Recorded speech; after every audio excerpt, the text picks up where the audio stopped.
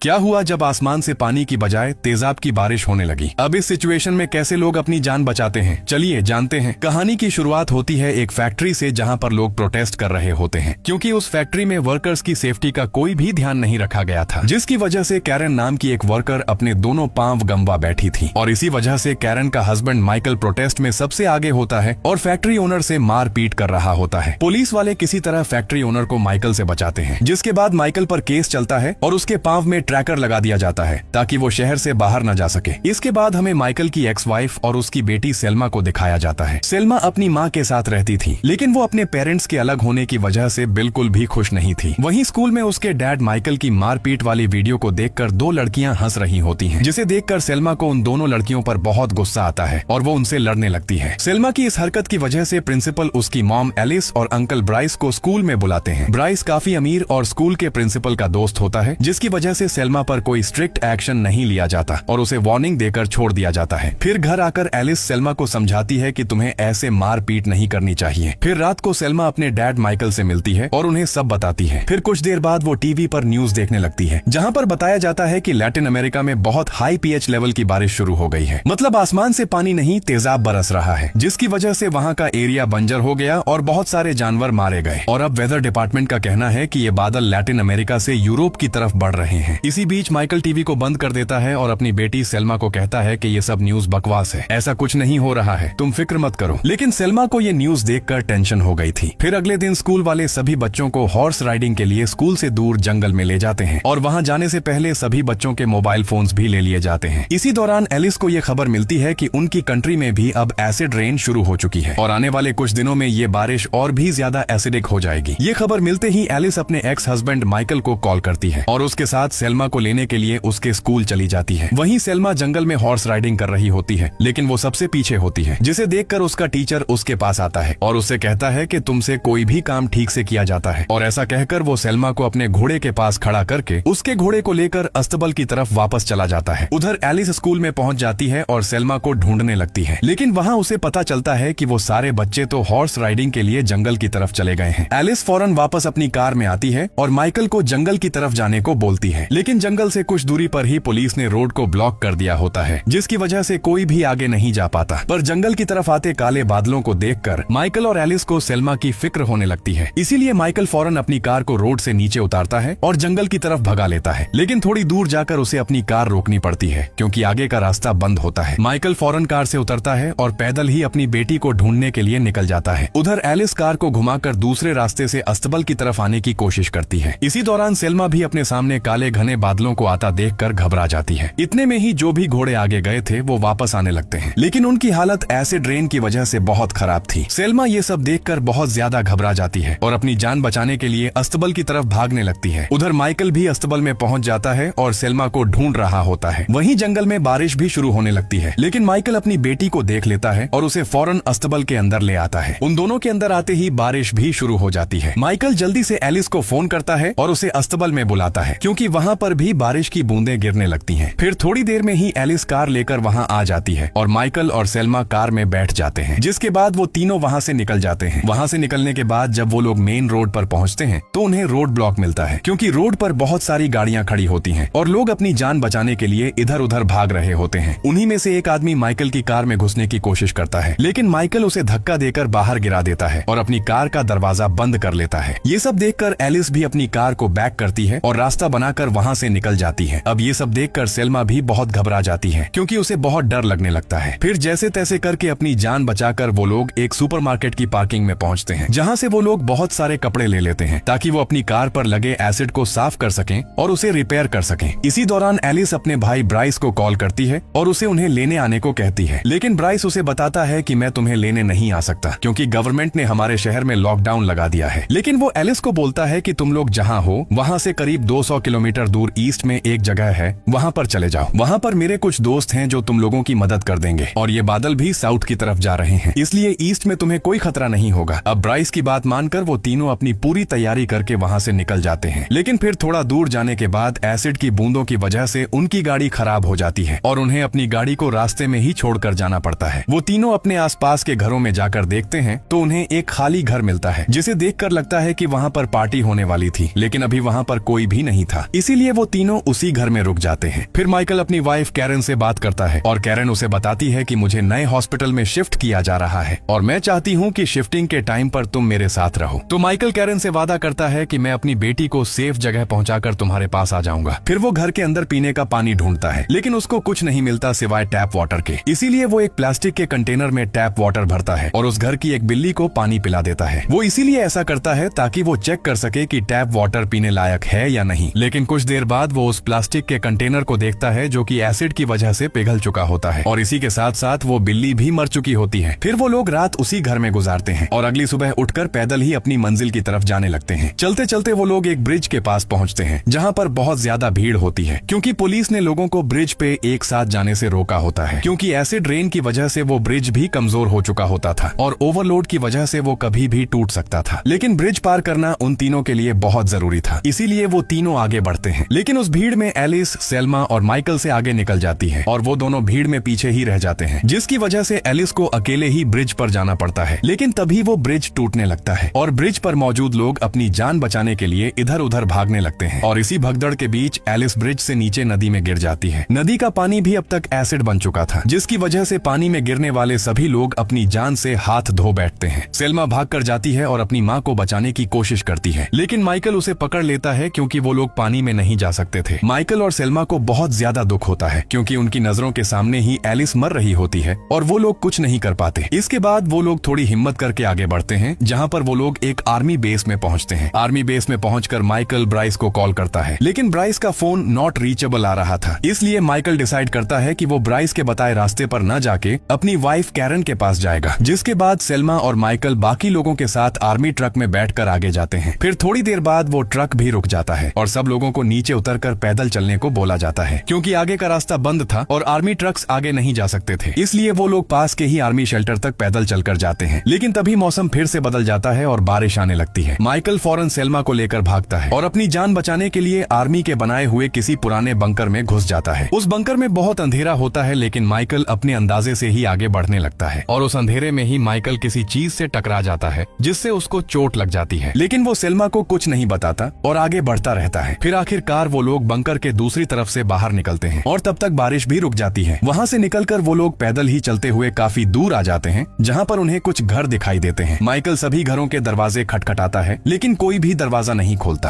तभी माइकल अचानक से बेहोश होकर नीचे गिर जाता है। तो सेल्मा अपने डैड को बचाने के लिए मदद के लिए चलाने लगती है। सेल्मा की आवाज सुनकर उन घरों में से एक औरत उसकी मदद करती है और उन दोनों को अपने घर के अंदर ले आती है। उस घर में वो औरत अपने एक बेटे के साथ रहती थी। फिर कुछ देर बाद माइकल को भी होश आ जाता है और होश में आकर माइकल उस औरत को समझाता है कि आप लोगों का ऐसे घर में रहना ठीक नहीं, क्योंकि एसिड रेन की वजह से ये घर कभी भी गिर सकता है। इसीलिए आप लोगों को बेसमेंट में शिफ्ट हो जाना चाहिए। इसके बाद वो उस औरत की बेसमेंट में शिफ्ट होने में मदद भी करता है। ये सब देखकर वो औरत सेल्मा और माइकल से इम्प्रेस हो जाती है और उन्हें अपने गराज में रुकने देती है। लेकिन वो उन्हें अपना खाना नहीं देती, क्योंकि उसके पास बहुत लिमिटेड खाना होता है और वो उस खाने को अपने बेटे के लिए बचा कर रखती है। ये देखकर माइकल आसपास के घरों में जाता है और खाना ढूंढ कर लाता है। फिर रात को सोने के टाइम वो औरत अपने बेटे के साथ बेसमेंट में जाकर सो जाती है और बेसमेंट के दरवाजे को अंदर से लॉक कर लेती है। माइकल अपनी बेटी के साथ गराज में ही होता है, लेकिन तभी बारिश फिर से होने लगती है और इस बार की बारिश और भी ज्यादा एसिडिक होती है, जिसकी वजह से उनके घर की छत भी टूट कर गिर जाती है। माइकल बेसमेंट के दरवाजे को जोर जोर से खटखटाता है ताकि उस औरत को उठा सके, क्योंकि बारिश का पानी बेसमेंट में भी जा रहा होता है। लेकिन वो औरत इतनी गहरी नींद में होती है कि उसको कोई आवाज सुनाई नहीं देती। इसलिए माइकल वहाँ से निकलने का फैसला करता है और वो उस औरत की गाड़ी लेकर सेल्मा के साथ वहाँ से निकल जाता है। इस बात से सेल्मा अपने डैड से बहुत नाराज होती है, क्योंकि वो चाहती थी कि वो लोग उस औरत की मदद करें। लेकिन माइकल उसकी कोई बात नहीं सुनता और गाड़ी चलाता रहता है। फिर सेल्मा अपने डैड से कहती है कि आप बहुत बुरे हो, मेरी माँ और उस औरत की मौत के जिम्मेदार भी आप ही हो। आप उन लोगों की मदद कर सकते थे, लेकिन फिर भी आप वहाँ से भाग आए। सेल्मा की ये सब बातें सुनकर माइकल को गुस्सा आ जाता है और वो सेल्मा को डांट कर गाड़ी से बाहर चला जाता है और थोड़ा दूर जाकर रोने लगता है। इधर सेल्मा भी अपने डैड से नाराज होती है और वो गाड़ी से उतरकर वहाँ से भाग जाती है। तभी माइकल नोटिस करता है कि वो लोग खेतों के बीच में रुके हैं, जहाँ पर चारों तरफ पानी फैला हुआ है जो कि एसिडिक है। वो फौरन गाड़ी की तरफ आता है और सेल्मा को ढूंढने लगता है, लेकिन सेल्मा वहाँ से काफी दूर निकल चुकी होती है। लेकिन अब तक सेल्मा को भी अपने आसपास फैला हुआ एसिड दिख जाता है, जिससे बचने के लिए वो एक खराब जेसीबी पर चढ़ जाती है। उधर माइकल अपनी बेटी को ढूंढता हुआ गाड़ी लेकर वहाँ पहुँच जाता है, लेकिन उसकी गाड़ी के टायर कीचड़ में फंस जाते हैं, जिसकी वजह से माइकल को गाड़ी से उतरकर पैदल ही सेल्मा तक जाना पड़ता जाता है। वो सेल्मा को अपने कंधों पर बैठाकर वापस गाड़ी की तरफ जाने लगता है, लेकिन उसके पांव पूरी तरह कीचड़ में घुस जाते हैं जिसमें एसिड होता है। एसिड की वजह से माइकल के दोनों पैर जलने लगते हैं, लेकिन वो फिर भी हार नहीं मानता और अपनी बेटी को लेकर गाड़ी तक पहुंच जाता है। फिर वो सेल्मा को गाड़ी के ऊपर बैठा देता है और वो दोनों वहीं पर पूरी रात गुजार देते हैं। फिर अगली सुबह खुशकिस्मती से वहाँ से आर्मी रेस्क्यू टीम निकल रही होती है, जो कि उन दोनों को देख लेते हैं और उन्हें वहाँ से बचाकर हॉस्पिटल ले जाते हैं। हॉस्पिटल में आकर सेल्मा अपने अंकल ब्राइस के बारे में पूछती है, लेकिन वो लोग ब्राइस को पहचानने से मना कर देते हैं। फिर वो उनसे कैरन के बारे में पूछती है और उसे पता चलता है कि कैरन अब मर चुकी है। ये सब जानकर सेल्मा बहुत दुखी होती है और वो अपने डैड के पास आकर बैठ जाती है। यहाँ हम माइकल को देखते हैं, जिसको बचाने के लिए डॉक्टर ने उसके दोनों पांव काट दिए होते हैं। अपनी बेटी को बचाने के लिए उसने क्या कुछ नहीं किया, यहाँ तक कि अपने पांव भी गंवा दिए। और बस इसी के साथ ये मूवी इधर ही एंड हो जाती है।